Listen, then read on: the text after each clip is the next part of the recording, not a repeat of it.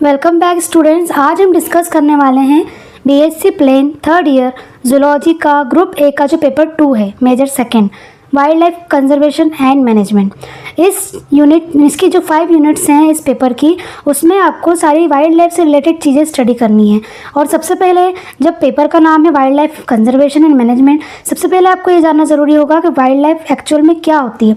Introduction क्या है wild life का, कंजर्वेशन का क्या हिस्ट्री रही है, कौन कौन सी वैल्यूज़ है वाइल्ड लाइफ में, कौन कौन से प्रोडक्ट हैं जो बहुत ही इंपॉर्टेंट है, वैल्यूएबल हैं, जो हमें फॉरेस्ट से मिल रहे हैं, वाइल्ड एनिमल से मिल रहे हैं। देन थर्ड है आपका इंपॉर्टेंट वाइल्ड एनिमल्स, कौन कौन से वाइल्ड एनिमल्स हैं जो बहुत इंपॉर्टेंट हैं इंडिया में, स्पेशली कौन कौन से वाइल्ड लाइफ एनिमल्स हैं जो इंपॉर्टेंट रोल प्ले करते हैं। फिर फॉरेस्ट जो विलुप्त हो रहा है, धीरे धीरे फॉरेस्ट जो ख़त्म हो रहा है, कौन से ऐसे कॉजेस है उसके एक्सटेंशन के, और वाइल्ड लाइफ एक्सटेंशन के कौन से ऐसे कारण हैं जो आपको इसमें स्टडी करने हैं। डायरेक्ट डिस्ट्रक्शन हो रहा है या इनडायरेक्ट डिस्ट्रक्शन हो रहा है।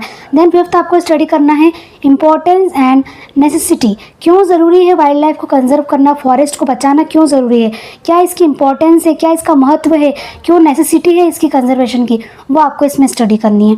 नेक्स्ट आपको स्टडी करना है प्रिंसिपल, कंजर्वेशन और मैनेजमेंट के क्या मूल तत्व हैं, क्या प्रिंसिपल हैं, क्या आधार हैं, ये आपको पता होना चाहिए।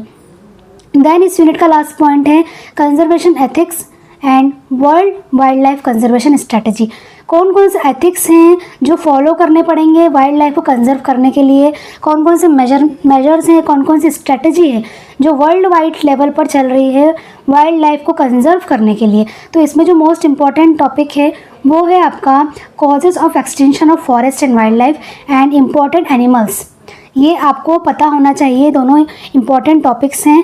फिर शॉर्ट नोट में पूछा जाता है कई बार, क्या होती है वाइल्ड लाइफ, इसके प्रिंसिपल्स क्या हैं, क्यों ज़रूरी है वाइल्ड लाइफ को कंजर्व करना, ये एक शॉर्ट नोट के तौर पे पूछा जाता है। वाइल्ड लाइफ के एथिक्स भी कई बार पूछे जाते हैं। नेक्स्ट है आपका unit second, wild life conservation measures in India, कौन कौन से मेजर्स इंडिया में फॉलो किए जा रहे हैं।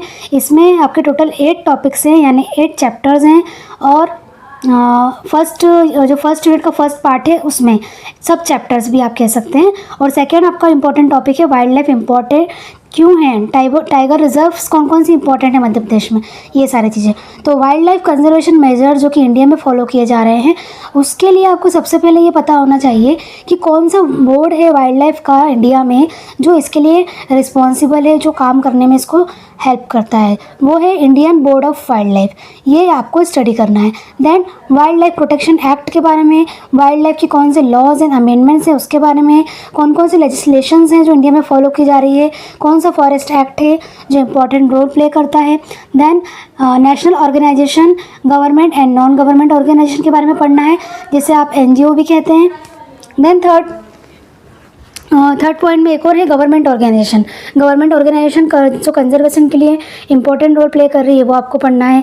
देन आपका international organisations IUCN and WWF, ये दोनों भी आपको इसमें इसकी फुल फॉर्म पूछी जाती है और इसके बारे में डिस्क्रिप्शन पूछा जाता है, कब बनाई गई, क्या रोल प्ले करती है, कौन से रूल्स हैं जो इसमें फॉलो किए जा रहे हैं। इंटरनेशनल ऑर्गेनाइजेशन है तो इसके हेडक्वार्टर कहाँ हैं, ये सारी चीज़ें आपको इसमें पढ़नी है। देन है आपका wild life conservation measures, in situ conservation, ex situ conservation. In situ conservation मतलब उन्हीं के वाइल्ड लाइफ के इन्वायरमेंट को, उन्हीं के इन्वायरमेंट में जो नेचुरल इन्वायरमेंट है उसमें उनकी लाइफ को प्रोटेक्ट करना। और एक्स सिटू मतलब कि उनके कंजर्वेशन जो एरियाज़ हैं जहाँ वो रह रहे हैं, उनके नेचुरल हैबिटेट हैं, वहाँ से उनको निकाल कर एक अपने रिहेबिलिटेशन सेंटर्स में लेकर आना, जैसे कि जूलॉजिकल पार्क्स है ना, इसमें लेकर आना और फिर उन्हें प्रोटेक्ट करना। नेक्स्ट इंपॉर्टेंट पॉइंट है आपका important features flora fauna and protected area. ठीक है, कौन कौन से फ्लोरा फोना एनिमल्स और प्लांट्स को प्रोटेक्ट करने के लिए कौन कौन से इंपॉर्टेंट एरियाज़ हैं। फिर national park, sanctuaries, biosphere reserve of India, इसमें मोस्ट इंपॉर्टेंट टॉपिक है ये, national parks, sanctuaries, biosphere reserve of India. First national park कौन सा था, फर्स्ट सेंचुरी कौन सी थी, फर्स्ट बायोस्फीयर रिजर्व कौन सी थी, अभी कितने total number of national park, sanctuaries, biosphere reserve हैं इंडिया में, कितने MP में हैं, कितने UP में हैं, कौन कौन से मोस्ट इंपॉर्टेंट हैं, कहाँ पर कौन से एनिमल्स को प्रोटेक्ट किया जा रहा है, ये सारी चीज़ें आपको इसमें स्टडी करनी है। दूसरा इंपॉर्टेंट टॉपिक है यहाँ पर IUCN एंड WWF, ये भी बहुत इंपॉर्टेंट टॉपिक है जो मोस्ट ऑफ द टाइम पूछा जाता है।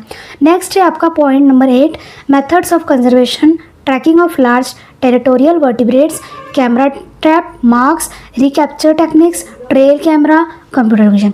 अब क्या होता है कि कई बार काउंटिंग की जाती है, कई बार उसकी पॉपुलेशन का काउंट किया जाता है कि सपोज नंबर ऑफ़ टाइगर्स, तो नंबर ऑफ़ टाइगर्स कितने हैं ये हम कैसे काउंट करेंगे, कैसे हमें ये आंकड़ा मिलेगा कि कितने टाइगर्स हैं। सपोज एमपी में है तो कितने टाइगर्स हैं, और टोटल इंडिया में है तो कितने टाइगर्स हैं। तो इनकी टेरिटरी को मार्क करने के लिए इसकी जो मेजर्स हैं वो कई टाइप्स के होते हैं, जैसे उनके पग मार्क्स को काउंट करना, कैमरा लगाना, हर जगह पर कैमरा से ट्रैप करना, रिकैप्चर टेक्निक्स पकड़ना, उनको मार्क करना, फिर छोड़ना, फिर ट्रेल कैमरा, कंप्यूटर विजन के थ्रू उनके ऑब्जर्वेशंस करना। तो ये सारी चीज़ें हैं जो कि ट्रैकिंग में, पॉपुलेशन काउंटिंग में हेल्प करती है। उसके अलावा नेक्स्ट इंपॉर्टेंट टॉपिक है important tiger reserves of Madhya Pradesh. ठीक है, मध्य प्रदेश में कितने नंबर ऑफ़ टाइगर रिजर्व्स हैं, कौन कौन सी इंपॉर्टेंट है, कितने टाइप की स्पीशीज़ है टाइगर की जो पाई जाती हैं, कौन सी रिजर्व कंजर्वेशन के अंतर्गत है अभी एमपी में टाइगर की जो स्पीशीज़ हैं। ये सारी चीज़ें आपको स्टडी करनी है। टेक्निक्स, मैनेजमेंट टेक्निक्स, कौन कौन सी टेक्निक्स फॉलो की जा रही है टाइगर रिजर्व में टाइगर को प्रोटेक्ट करने के लिए, कौन कौन से मैनेजमेंट चैलेंजेस फेस किए जा रहे हैं, ये सारी चीज़ें इसमें स्टडी करनी है। नेक्स्ट है थर्ड यूनिट। थर्ड यूनिट में सबसे पहला आपको टॉपिक है वो है थ्रेटन एंड इंडेंजर स्पीशीज़। कौन सी स्पीशीज़ जो खतरे में है, डेंजर में है, क्या थ्रेट है वाइल्ड लाइफ को, क्या कंसेप्ट है थ्रेटन स्पीशीज़ का, कैसे हम पता लगाएंगे कि कौन सी स्पीशीज़ खतरे में है, कौन सी खतरे के बाहर है, कौन सी डेंजर जोन में है। ठीक है, फिर IUCN category of threaten plants and animals, endangered, vulnerable species, rare species, ये सारी कैटेगरी है जो रेड डाटा जो बुक होती है उसके हिसाब से हम इसमें स्टडी करते हैं। रेयर है, इंडेंजर्ड है, वल्नरेबल है, आउट ऑफ डेंजर है, इंटरमीडिएट है, ये सारे टॉपिक्स आपको इसमें स्टडी करने हैं।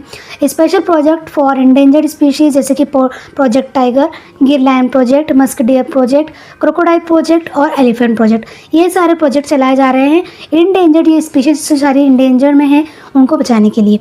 नेक्स्ट है आपका biotelemetry and its utility in wild life, ये भी एक इम्पॉर्टेंट टॉपिक है। नेक्स्ट पॉपुलेशन का मैंने भी बात की, पॉपुलेशन को कैसे मेज़र करना है। तो पॉपुलेशन का एस्टिमेशन कैसे होगा, natality, birth rate, mortality, sex ratio, census method, कैसे हम एस्टिमेट करेंगे डाटा को, direct count method, vehicle transit, road count method, king census, indirect count method, pug marks, hoof marks, hairs, scats, pellet group, nest, antlers, ये सारी चीज़ें। फिर physical analysis हो गई है ना, मैनेजमेंट प्लानिंग हो गई। फिर नेक्स्ट इंपॉर्टेंट टॉपिक आता है आपका इको टूरिज्म। चूँकि national parks, wild life centuries को एज अ टूरिस्ट स्पॉट भी देखा जाता है, कई लोग वहाँ पर विजिट करने जाते हैं, है ना। तो इको टूरिज्म के लिहाज से भी एक इम्पॉर्टेंट रोल प्ले करता है wild life tourism, forest, wild life centuries, national parks, जहाँ पर कौन कौन सी एक्टिविटी प्रोहिबिटेड है, कितना अलाउड है, एंथ्रोपोनिक जो एक्टिविटी है, एंथ्रोपोजेनिक एक्टिविटीज़ कितना अलाउड है, लाइवलीहुड ऑफ लोकल कम्युनिटीज़ कितना वहाँ पर, मतलब कि किस रेंज में वहाँ पर लोकल पीपल अलाउड हैं, कहाँ तक जाने की परमिशन है और कहाँ तक जाने की परमिशन नहीं है, प्रोहिबिटेड एरिया कौन सा है ना। तो ये सारी चीज़ें आपको इसमें स्टडी करनी है। नेक्स्ट 5th यूनिट है आपकी management of habit and animal health के बारे में। कोई एनिमल जो है इंज्योर्ड है, डिसीज़ उसको हो गई है, तो कैसे उसकी केयर की जाएगी, कौन कौन सी डिसीज़ होती हैं एनिमल्स में, कैसे उसकी हैंडलिंग की जाएगी, कैसे उसको ट्रीट किया जाएगा, ट्रांसलोकेशन करना है, क्वारंटाइन करना है, तो कौन से मेजर्स ऑप्ट किए जाएंगे। क्वारंटाइन एक्ट अभी जब कोरोना आया था तब हमें पता चला था क्वारंटाइन होना क्या होता है, लेकिन ये जो प्रोसेस है ये एनिमल्स में भी की जाती है, काफ़ी पहले से की जाती है। ठीक है, ताकि एक एनिमल दूसरे एनिमल को हार्म ना करे। तो ये भी आपको इसमें स्टडी करनी है। Importance of forest and conservation method, remote sensing, GIS method, food forage, cover browse, cover estimation, ये सब इसमें आपको स्टडी करना है।